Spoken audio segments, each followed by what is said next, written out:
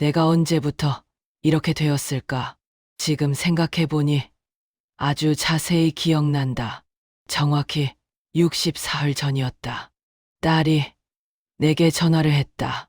목소리가 바빴다. 항상 바빴다. 딸은 늘 바빴다.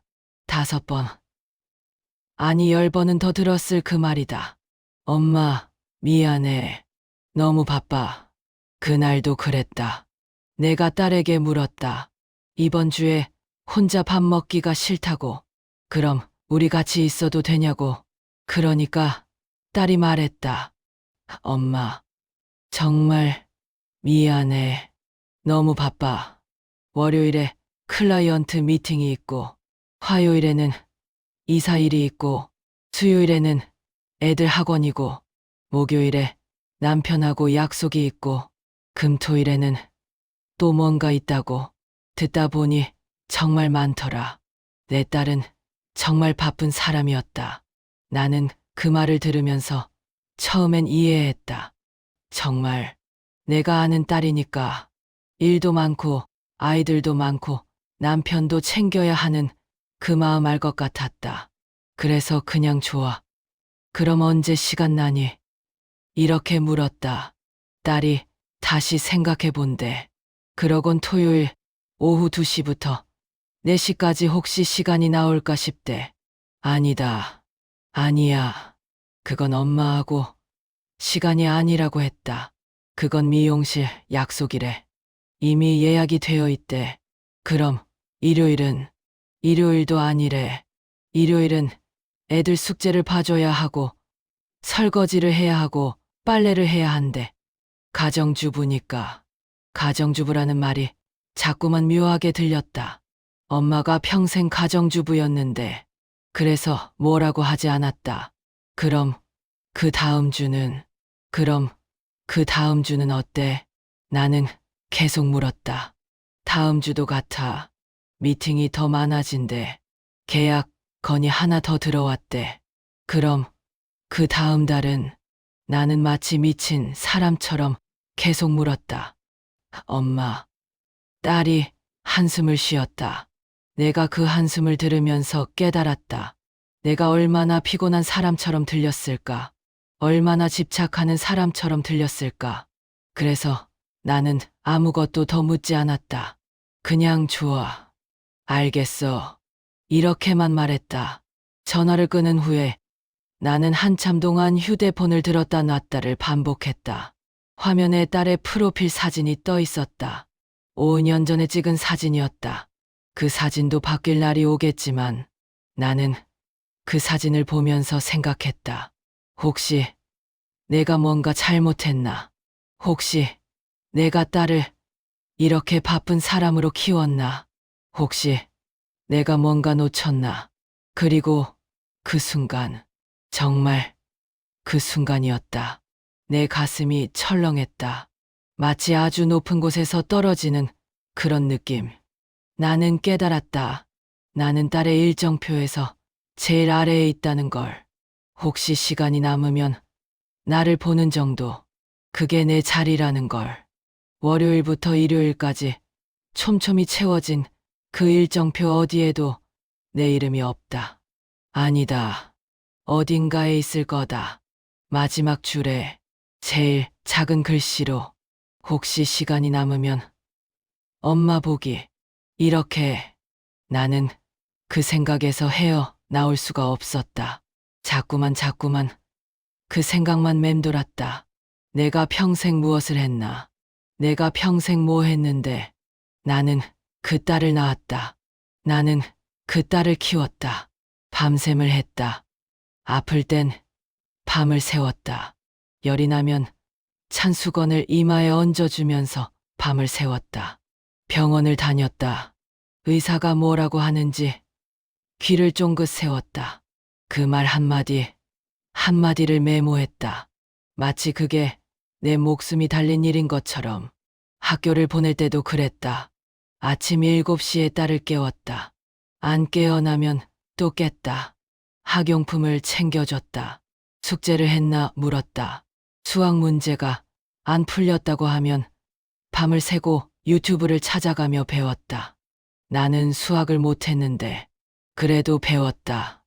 그래도 뭔가 해주고 싶었다. 딸이 좋은 대학을 가길 원했다. 아니다. 내가 원했다. 딸이 원한 건 뭐였을까? 나는 딸이 뭘 원했는지 물어본 적이 있나? 결혼을 하고도 마찬가지였다. 딸을 낳았다. 내 손녀다. 나는 손녀를 보자마자 그 아이를 위해 뭘 해줄까를 생각했다. 옷을 사줬다. 학용품을 사줬다. 학원을 보냈다. 아니다. 내가 보냈다. 딸이 바쁘니까 딸 대신 손녀를 봤다. 손녀를 재웠다. 손녀 숙제를 봐줬다. 손녀가 밥을 잘 먹나 물었다. 손녀가 학교에서 뭐라고 하는지 물었다. 나는 내 손녀를 위해 뭘 해줄까를 항상 생각했다. 그런데 지금은 뭐지? 내 손녀는 이제 18살이다. 나를 잘 모른다. 아니다. 모른다. 내가 그렇게 들어줄 때도 손녀는 나를 보지 않았다. 휴대폰을 봤다. 이제는 나한테 말도 안 한다. 할 말이 없대. 엄마하고 할 말이 있어도 바쁘니까 나한테는 시간이 없대. 그래. 내가 손녀를 위해 해준 모든 것들, 그게 무슨 의미가 있나? 내 손녀는 벌써 나 없이도 잘 자란다. 나 없이도 밥을 먹는다. 나 없이도 숙제를 한다. 나 없이도 행복하다. 혹은 행복하지 않을 수도 있다. 그래도 나 없이 산다. 나는 그게 가장 슬펐다. 나 없이도 그렇게 살 수 있다는 게 내가 그렇게 해준 모든 것들이 나를 나이 먹게 했구나. 내가 늙게 만들었구나. 이제 나는 뭐지? 누구지? 그 생각을 한 후로 뭔가 달라졌다. 내 몸이 무거워졌다. 아침에 일어나기가 힘들어졌다. 왜 일어나야 하나? 누가 나를 기다리고 있나? 이런 생각들이 자꾸만 들었다. 밥을 먹어도 맛이 없었다. 손녀가 좋아하던 김자반도 집어집지 않았다. 그냥 입에 넣고 씹었다. 맛을 모르고 씹었다. 마치 의무처럼. 남편이 말했다. 요즘 넌 뭐가 이래? 밥도 잘 안 먹고. 나는 뭐라고 답해야 할까? 내가 무너지고 있다고. 내가 나를 잃고 있다고. 내가 내 딸의 일정표에서 맨 아래에 있다고. 그런 건 말할 수 없었다. 남편도 바쁘니까. 남편은 회사 일로 바쁘다. 남편도 날 챙길 시간이 없다. 그건 내가 잘 알고 있다. 그래서 나는 그냥 괜찮아. 필요해. 이렇게만 말했다. 밤에 잠을 못 잤다. 천장을 봤다. 천장이 움직이는 것 같았다. 마치 내가 떨어질 것처럼. 가슴이 철렁철렁했다. 밤 2시가 되면 일어났다. 거실로 나갔다. 거실 창으로 보이는 잔디를 봤다. 밤엔 검은 잔디였다. 그 검은 잔디를 보면서 생각했다. 내가 여기 있다. 내가 아직 여기에 있다. 하지만 아무도 모른다. 내가 여기 있다는 걸 모른다. 내가 괜찮은지도 모른다. 내가 슬픈지도 모른다. 그러던 어느 날 노인정에 가지 않았다. 고스톱을 칠 기력이 없었다. 정순이가 전화를 했다. 요즘 왜 안 나와? 뭐 아파? 나는 그냥 좀 쉬려고 한대. 정순이가 웃으면서 말했다. 뭘 쉬어? 우린 이미 다 쉬고 있지. 우리가 뭐 하는데? 그 말이 자꾸만 맴돌았다. 우리가 뭐 하는데? 정말 그거였다. 나는 뭐 하고 있나? 내가 뭐 하는데? 내가 이 집에서 매일 아침 일어나서 뭐 하고 있나? 나는 거울을 봤다. 오래간만에 거울 속에 내 얼굴은 낯설었다. 누구세요? 정말 그 느낌이었다. 주름이 깊었다. 눈가에 깊은 주름이 패여 있었다. 입가도 처져 있었다. 내가 이렇게 늙었나? 내가 이렇게 해졌나? 언제, 어떻게, 나는 거울에서 눈을 돌렸다. 이건 너무 많이 본 얼굴이다. 너무 많이 본 낯선 얼굴이다. 내가 이 얼굴을 보고 싶지 않다. 내가 이 몸을 보고 싶지 않다. 나는 뭔가 완전히 다른 사람이 되고 싶었다. 아니다. 나는 다시 나 자신이 되고 싶었다. 하지만 나 자신이 누구인지 모르게 되어버렸다. 그날부터 나는 텔레비전만 봤다. 드라마를 봤다. 뉴스를 봤다. 쇼핑 채널을 봤다.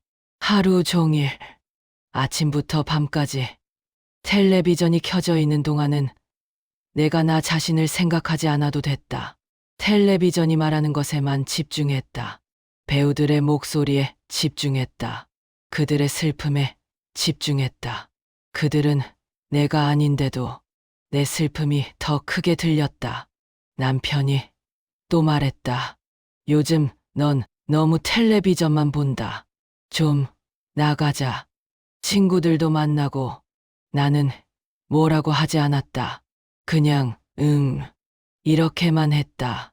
남편은 한숨을 쉬고 나갔다. 일찍 회사를 나갔다. 남편도 나를 이해할 시간이 없었다. 남편도 바쁘다. 모두가 바쁘다. 나만 바쁘지 않다. 나만 쉬고 있다. 하루 종일 쉬고 있다. 그런데 이게 뭐 하는 쉼인지 모르겠다. 노인정의 친구들이 또 부르기 시작했다. 정순이, 영선이, 미경이, 우린 같은 처지라고 했다. 우리 다 같은 처지라고. 자식들이 바빠. 우리도 혼자. 이렇게. 하지만 나는 다르다고 생각했다. 내 경우는 다르다고. 내 딸은 정말 바빴다. 내 손녀는 정말 바빴다. 근데 내 친구들의 자식들은 그들도 그렇게 바쁜가? 나는 남 이야기를 들었을 때도 판단을 했다. 너희 자식들이 나 같지는 않을 거다. 이런 식으로. 그런데 어느 날 정순이가 말했다. 너도 알겠지? 우리 이제 다 이 정도야. 자식들이 우리한테 뭘 해주길 바라지 말자. 이미 우린 자기 인생을 살 거야. 우리가 뭘 기대했었나. 정순이의 말에 나는 반박하고 싶었다. 근데 자꾸만 목이 메었다. 정순이가 맞는 말이었다. 내가 뭘 기대하고 있었나. 딸이 또 전화를 했다. 64일 후에. 엄마, 미안해. 너무 바빴어. 이번엔 정말 미팅이 많았대. 계약이 3개 들어왔대. 손녀도 보고 싶은데 시간이 안 나대. 나는 응, 이렇게만 대답했다. 응, 괜찮아. 이렇게.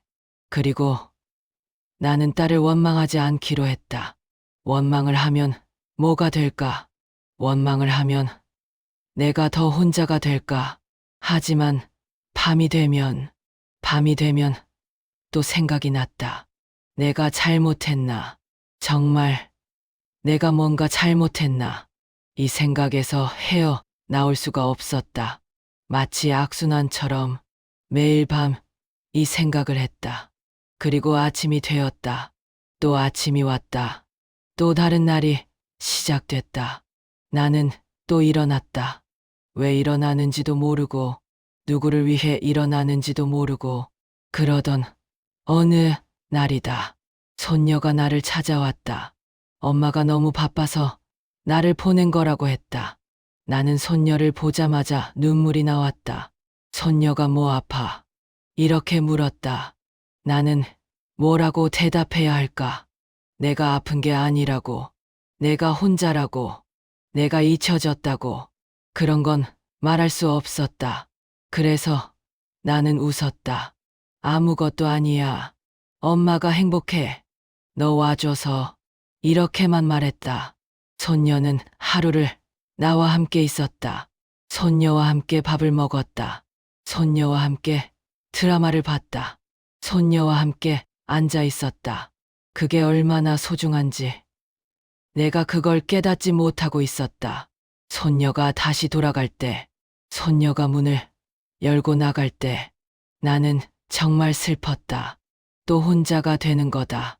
또 저 잔디만 봐야 하는 거다. 또 밤하늘만 봐야 하는 거다. 그런데 손녀가 돌아가고 나서 일주일 후에 손녀가 또 찾아왔다. 이번엔 엄마가 일요일 오후를 낼 수 있다고 했다. 손녀와 셋이 함께했다. 딸도 함께했다.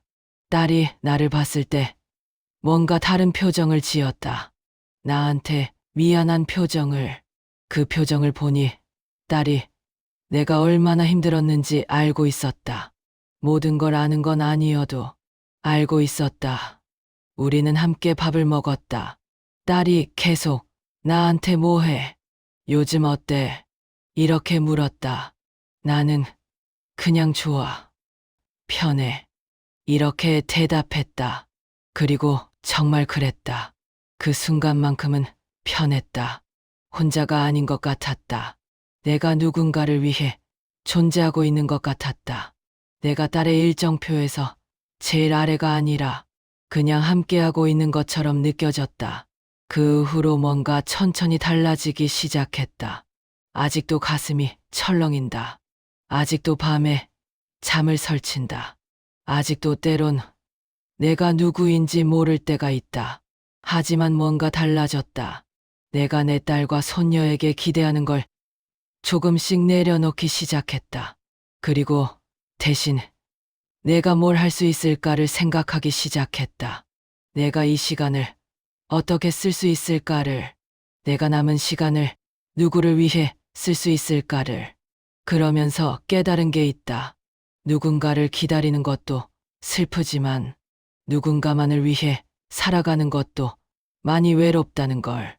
내가 딸을 위해 모든 걸 했다고 생각했는데 그건 사실 내가 내 자신을 놓치고 있었다는 뜻이었다. 내가 딸의 일정표에 없다고 슬펐던 건 내가 딸을 위해서만 살아가고 있었다는 증거였다. 내 인생이 딸을 중심으로 돌아가고 있었다는 증거였다. 그리고 그건 딸을 위한 일도 아니었다. 오히려 딸에게 짐을 주는 일이었다. 나는 그제야 깨달았다. 내가 내 인생을 살아야 한다는 걸. 딸을 위해서가 아니라 나를 위해서 내가 뭘 해야 한다는 걸. 나는 이제 60세다. 남은 인생이 얼마나 될지 모르겠지만 이 시간을 어떻게 쓸지는 내가 정할 수 있다. 정순이가 가끔 말한다. 우리 이제 우리를 살자. 우리 자신을 위해 살자. 처음엔 그 말이 자기중심적인 말처럼 들렸다. 하지만 지금은 그게 아니라는 걸 안다. 우리가 우리를 사랑해야 우리의 자식들도 우리를 사랑할 수 있다. 우리가 우리를 소중하게 생각해야 우리의 자식들도 우리를 소중하게 생각할 수 있다. 우리가 행복해야 우리의 자식들도 부담 없이 행복할 수 있다. 난 이제 노인정에 다시 나간다. 고스톱을 친다. 정순이와 영선이와 미경이를 만난다. 우린 우리의 슬픔에 대해 이야기한다. 우린 우리의 외로움에 대해 이야기한다. 그리고 때론 웃는다. 우리가 할 수 있는 것들에 대해 이야기할 때 우리가 함께 있을 수 있다는 것만으로도 행복해하며 웃는다. 손녀도 이제는 나를 조금씩 찾아온다. 엄마가 바빠서가 아니라 자신이 내게 오고 싶어서. 나는 손녀한테 더 이상 뭘 해주겠다고 애쓰지 않는다. 대신 손녀와 함께 시간을 보낸다. 그것으로 충분하다. 그것만으로도 충분하다. 남편도 달라졌다. 내가 달라졌기 때문이다. 내가 남편을 바꾸려고 노력하지 않게 됐다. 남편이 바쁜 것도, 나와 시간을 못 내는 것도, 그건 남편의 인생이라고 생각하게 됐다. 그래서 오히려 더 편해졌다. 남편이 집에 있을 때는 함께하고, 없을 때는 내 시간을 즐긴다. 그것으로 충분하다. 나는 이제 알았다. 기대하는 것을 내려놓으면 얼마나 가벼워지는지. 우리는 자식을 위해 모든 걸 주었다고 생각한다. 하지만 정말 필요한 건 우리가 행복한 것이다. 우리가 웃는 것이다. 우리가 우리 자신을 사랑하는 것이다. 그게 우리가 우리의 자식에게 해줄 수 있는 최고의 선물이다. 혹자는 말한다. 부모는 자식을 위해 모든 걸 헌신해야 한다고. 하지만 나는 그 말에 동의하지 않는다. 부모도 사람이다. 부모도 자신의 인생을 살아야 한다. 부모도 행복할 권리가 있다. 그리고 우리가 행복할 때 우리의 자식들도 우리를 진정으로 사랑할 수 있다. 우리가 그들의 짐이 되지 않을 때 나는 지금도 때론 밤에 잠을 설친다. 지금도 때론 내가 누구인지 모를 때가 있다. 지금도 때론 이 모든 게 너무 슬프다. 하지만 그 슬픔 속에서 내가 살아있다는 걸 느낀다. 내가 아직도 감정을 가지고 있다는 걸 느낀다.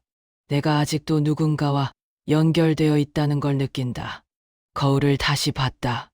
거울 속에 내 얼굴은 여전히 늙어 있다. 주름도 많다. 흰머리도 많다. 하지만 이제는 그 얼굴이 낯설지 않다. 오히려 이 얼굴 속에 내 인생이 다 담겨 있다는 게 보인다.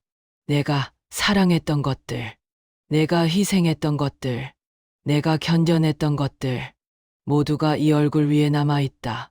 나는 이제 이 얼굴과 친하게 지내기로 했다. 이 몸과도 친하게 지내기로 했다.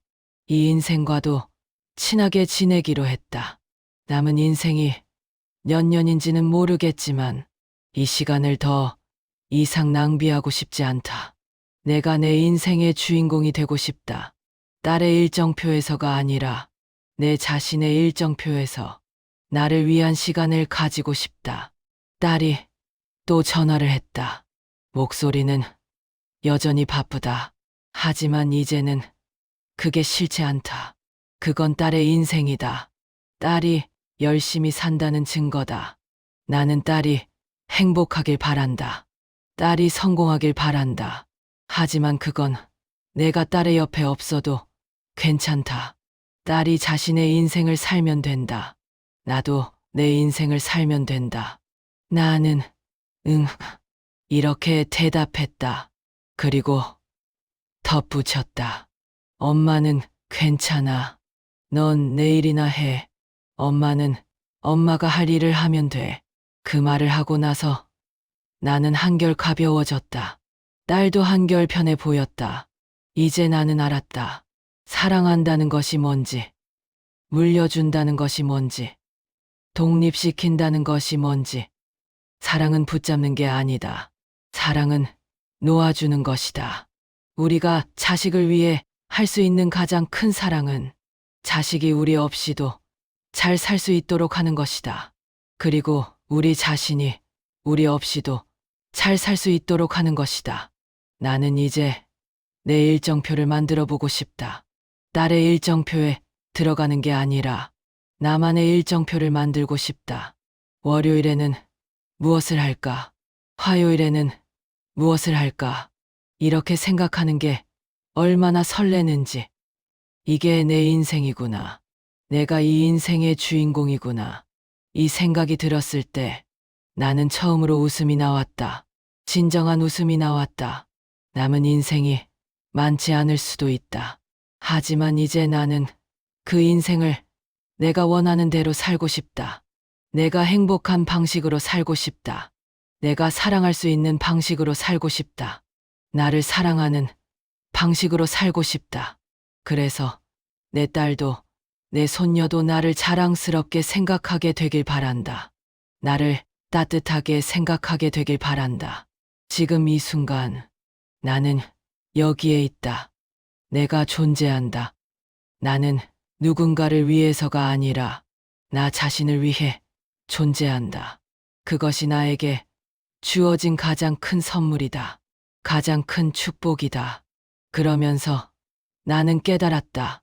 우리가 나이 먹는 것이 꼭 나쁜 일만은 아니라는 걸. 우리가 주름이 생기는 것이 부끄러운 일만은 아니라는 걸. 이 모든 것이 우리가 살아왔다는 증거이고, 우리가 사랑했다는 증거이고, 우리가 노력했다는 증거라는 걸. 그래서 이제 나는 내 나이를 받아들인다. 내 주름을 받아들인다. 내 흰머리를 받아들인다. 그리고 내 인생을 받아들인다. 많은 사람들이 말한다. 인생이 힘들다고, 인생이 슬프다고. 나도 그렇게 생각했었다. 하지만 지금은 다르다. 인생이 슬픈 건 맞다. 하지만 그 슬픔 속에 모든 게 담겨 있다. 그 슬픔 속에 사랑도 있고, 희망도 있고, 기쁨도 있고, 추억도 있다. 나는 이제 그 모든 것을 껴안고 살고 싶다. 인생은 긴 영화 같다고 한다. 앞부분은 뭔가 많이 일어나고, 중간 부분은 바쁘고, 뒷부분은 조용해진다고. 하지만 뒷부분이 가장 소중하다고 한다. 그게 우리가 정말 자신의 인생을 돌아볼 수 있는 시간이니까. 나는 이제 그 뒷부분을 즐기고 싶다. 그동안 놓쳤던 것들을 찾고 싶다. 내가 누구인지를 다시 발견하고 싶다. 정순이가 말했다. 우리 인생이 아직 끝나지 않았다고. 남은 시간도 많다고. 우리가 해야 할 일도 많다고. 우리가 누려야 할 것도 많다고. 그 말을 듣고 나서 나는 뭔가 희망이 생겼다. 희망이 생겼다. 아직도 시간이 남아있다는 생각이 들었다. 아직도 뭔가 할 수 있다는 생각이 들었다. 아직도 행복할 수 있다는 생각이 들었다. 그래서 내일부터 나는 새롭게 시작하기로 했다. 새로운 하루를 시작하기로 했다. 새로운 인생을 시작하기로 했다. 내가 내 주인공인 새로운 인생을 말이다. 어제는 돌아가지 않는다. 어제 내가 뭘 했든 내일은 또 다른 날이다. 오늘은 또 다른 시간이다. 나는 이 시간을 헛되이 보내고 싶지 않다. 아침이 또 왔다. 나는 일어났다. 이번엔 왜 일어나야 하는지 안다. 누구를 위해 일어나야 하는지도 안다.